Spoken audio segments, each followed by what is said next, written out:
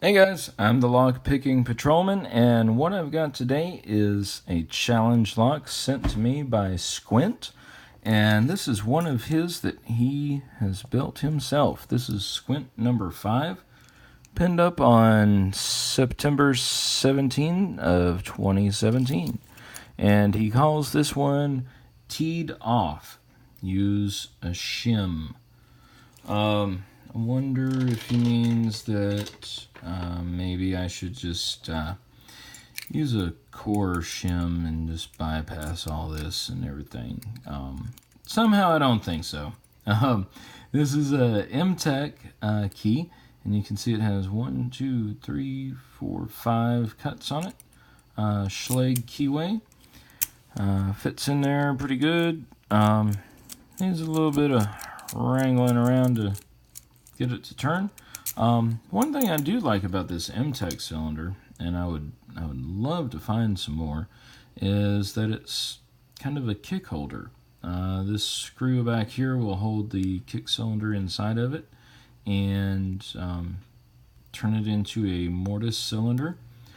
But the cool thing is those are really good for picking in hand like I do. But anyway, all right, I'll just have to look on eBay for those. When you put the tensioner pry bar in here, put it at the top of the keyway, you can see where the Bible is, so that's where the top of the pins are. Look at all that flop right there. It's like a bloodhound's ears type floppy, just back and forth.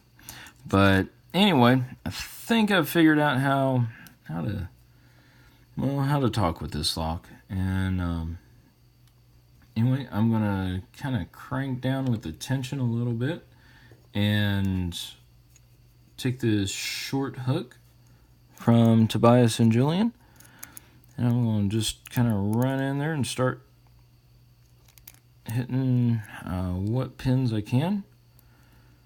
Again, I'm not like trying to bend my tensioner. You can see, sort of see right there, there's the top of the Bible, and there's the tensioner to about a 12 to almost 15 degree angle there. Anyway, let's see, let's go in.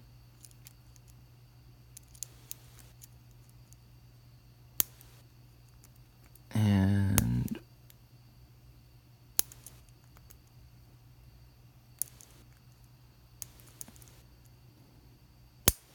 okay, there's one. Actually, I think that was about pin 2, pin 3. Let's go back up here to pin 1. See if we can get him to pop into place for us. Maybe not. 2 again.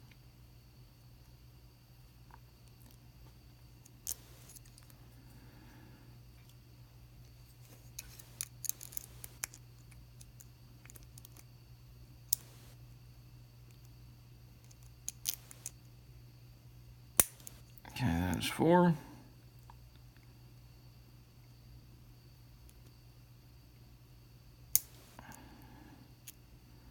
Back up here towards the front.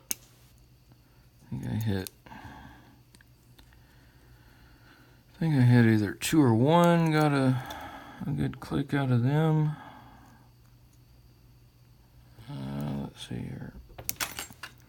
Kitty cats. No. I have 2 living room lions here on my table right now. They've been chasing little moths all over the house tonight. And we're open. Cool. Very awesome. And you can see there the core is turned. And basically what I did is I just went through, just kept down on the heavy tension, and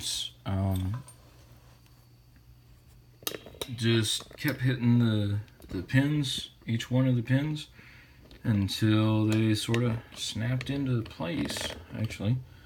Now let's go ahead and get this thing apart real quick. And see, I'll go ahead and get this tailpiece cap off of here. Yeah, I don't want to lock it back up that way. I always like to gut, well, any lock that I do, I always like to gut without the key, but especially challenge locks. You know, Bosnian Bill's famous line is, "We don't need no stinking keys."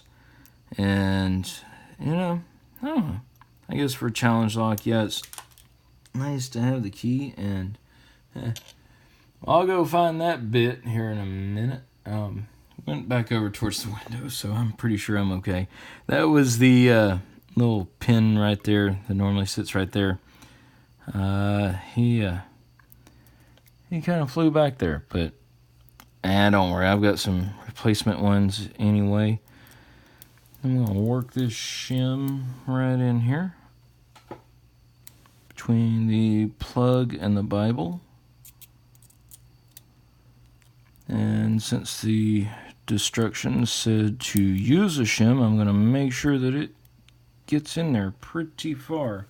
Now, even though I like all the little 3D printed followers that Foxy made for me and was so kind to send over to me, I found for some of these challenge locks, these metal followers actually do a little bit better, especially if there's any type of monkeying around in the core going on.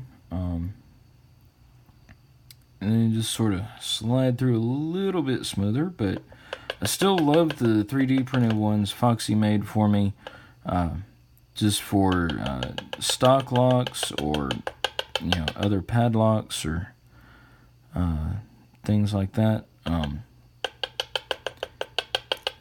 Alright, let's see. These key pins don't really want to come out of here. Well, that one did. Let's see, did I just lose something off my fingertip? I don't think so. Felt like it, but I don't think so. I don't see anything here. If I did, I'll probably have already found it by the time I post the video. Because every time I record a video, I always try to, well, as soon as I'm done, I start putting the lock back together. And that way it'll be ready to go and I don't have lock guts spilled everywhere. I'll give you guys a close-up look at these really awesome key pins. But right now we'll take a look at the core. And you can see, well, I hope you can see, threading in all the way down in chambers 2 and 3, undercutting in chambers 1, 4, and 5. Very nicely done. There we go. Yeah, maybe now you can see that. Very nicely done, Squint. Very nicely done. Alright, so let's get you what's upstairs. Get to the good stuff. Go through here. I'm almost afraid of what's going to pop out. And I figured it was going to be something nasty like this T-pin right here that came out of chamber 1. You know, I can't even use these tweezers on these pins, guys. I gotta get the flat ones because the ends of the T-pins are so narrow. There we go. Let's see. Yep, another T-pin. Wow.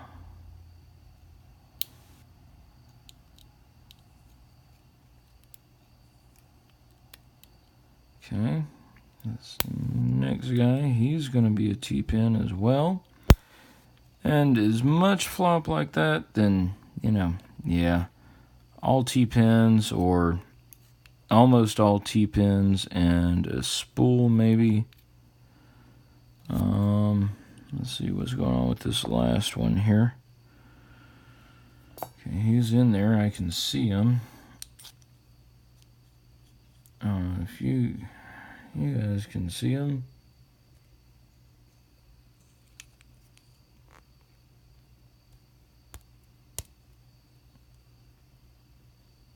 Okay, he's sort of wedged up in there.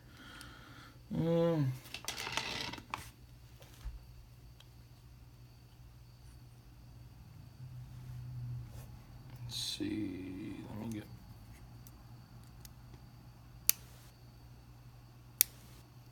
There he is. Okay. Got wedged all the way back up in there in chamber 5. And let's go ahead. It's 10 minutes, but I'll go ahead and start pulling the springs out of here, starting with number 5.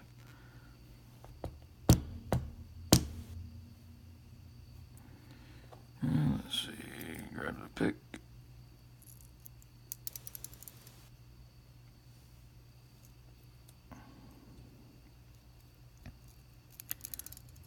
Okay. These springs are being fairly cooperative. I had a spring earlier today that just decided to fly the coop as soon as I popped him out of there. Fortunately, I had a replacement spring. These all look the same here. Had a replacement spring that was just about identical. And like the little spring that popped out on the end cap of this guy right here, I'll actually let me shove that one back in. Grab him from the front. Don't know why I'm reaching all the way through there, but I do have a little replacement spring and pin. But I think I'll be able to find the original ones for this one. Like I said, it just landed back here on my windowsill. Alright, guys. Sorry, we're up to 12, almost 13 minutes now. Alright.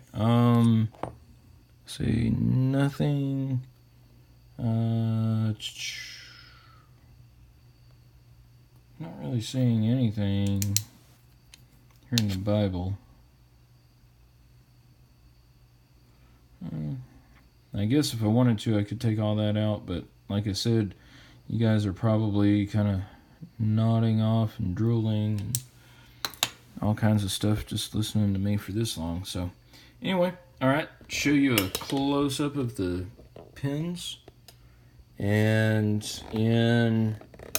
I think what really makes the magic of this one is the key pins. Because all the drivers are T-pins. That's why it was flopping back and forth like a bloodhound's ear in the middle of summer. But these key pins are all very unique. One is a serrated.